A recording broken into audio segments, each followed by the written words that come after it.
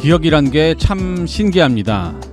훨씬 더 오래전 일이지만 선명히 기억나는 게 있는가 하면 당장 어제 오늘 일인데도 머릿속에 남는 게 하나도 없을 때가 있죠.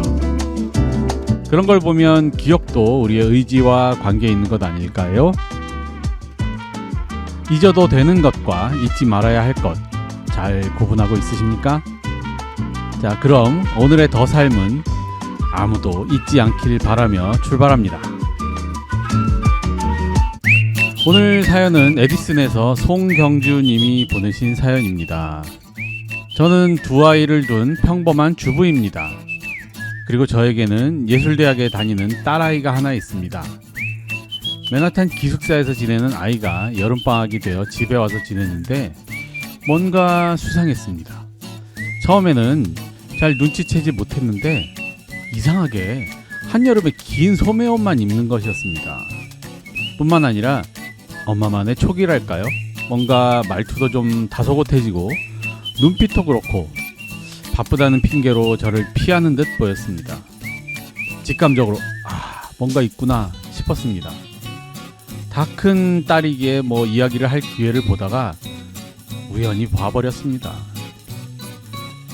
일이 있어서 밖에 차를 타고 지나가는데 친구들과 스타벅스 야외 테이블에 앉아있는 딸이 민소매 옷을 입고 앉아있지 않겠습니까? 검고 가늘고 긴 꽃 같기도 하고 선 같기도 한 그림 같은 것이 아이의 오른팔에 그려져 있었습니다. 문신! 아니, 내 딸이 문신이라니. 너무 충격적이고 화가 났습니다. 화가 나서 집에 와서도 아무것도 손에 일이 잡히지 않았죠. 뭐라고 딸에게 말해야 할지도 정리가 되지 않았고요. 그런데 저에게는 좋은 습관이 하나 있습니다. 바로 글을 쓰는 습관이지요. 그래서 생각을 정리하기 위해 써내려가기 시작했습니다. 문신은 왜 했을까? 아니, 어떻게 내 딸이 문신을 할 생각을 했을까? 그 아프고 지워지지도 않는 걸. 근데 연수는 내가 아니잖아. 걔도 자기 인생이잖아. 좋든 싫든 스스로 살아봐야 아는 자기 인생이잖아. 내가 이렇게 지한테 바로 얘기하지 않고 참고 기다리고 있는 것을 연수가 알기나 할까? 어떻게 엄마한테 한마디도 상의도 없이. 여기까지 쓰다가 멈췄습니다. 갑자기 아이의 마음이 전해졌습니다. 그리고는 다시 써내려갔지요. 내가 참고 기다린 것이 아니지. 상의했으면 나와 상의가 되었을까? 문신을 하기까지 연수는 얼마나 혼자서 많이 고민하고 참고 기다리다가 했을까? 엄마 때문에. 긴 소매옷을 입고 집에 온 아이에게 들어오자마자 툭 던졌습니다. 지나가다가 엄마가 너를 봤어. 팔에 문신했더라. 아이는 놀란 얼굴로 작은 소리로 하며 나를 쳐다보았습니다. 엄마가 좀 놀라긴 했는데 잘 보니까 너한테 진짜 잘 어울려. 야, 그래도 다음부터는 혼자 고민하지 말고 엄마랑 상의 한번 해줘. 문신할 때 많이 아프고 또 처음에 관리 잘해야 된다는데, 그리고 비용도 엄청 비싸다던데 돈 때문에 한 번 하는 거 싸구려 찾아서 아무렇게나 하면 안 되잖아. 그리고 엄마가 같이 가면 덜 불안하잖아. 약은 잘 바르고 있는 거야? 딸의 눈에 눈물이 글썽거렸습니다. 엄마 말 안 해서 미안해 하면서 내 품에 안겼습니다. 그날 이후 저희 사이는 어찌 되었을까요? 세상에 둘도 없는 친구가 되었습니다. 그리고 저도 딸을 통해 배웠습니다. 나를 기다려준 분이 있었듯 나도 기다려주는 사람이 되어서 더 넓게 품어주는 사람이 되기를 바라봅니다. 우리 송경주님이 보내신 사연 참 어딘지 모르게 이 엄마와 딸의 관계는요 좀 특별하죠. 아빠와 아들 관계보다 좀 더 친구로 지낼 수 있는 것 같습니다. 서로의 마음을 이해하는 것의 시작은요, 자기가 바라는 것을 보는 게 아니라 상대방이 바라는 것을 함께 봐주는 것이죠. 그러기 위해서 우리들 마음은 좀 비워져야 할 것 같은데요. 오늘 더 삶에서는 마음을 깨끗이 비우는 법, 마음을 깨끗이 하는 법에 대한 이야기를 한번 나눠보도록 하겠습니다.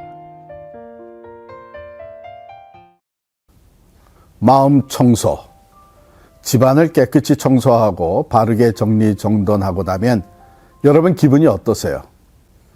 누구나 상쾌한 기분이 들지요.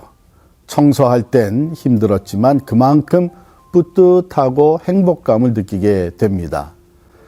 그런데 청소와 정리가 느낌만 아니라 실제적인 삶의 변화를 가져다 줍니다. 라이프 오르거나이저라는 정리 전문직이 있습니다. 주거 환경뿐 아니라 모든 일상생활의 업무까지 효과적으로 준비하고 계획하여 정리정돈하도록 도와주기 때문에 라이프 오르거나이저라고 불리웁니다. 그들의 컨설팅을 받은 한 부부는 집이 깨끗해진 것만으로도 부부싸움이 줄고 사이가 좋아졌다고 고백을 합니다.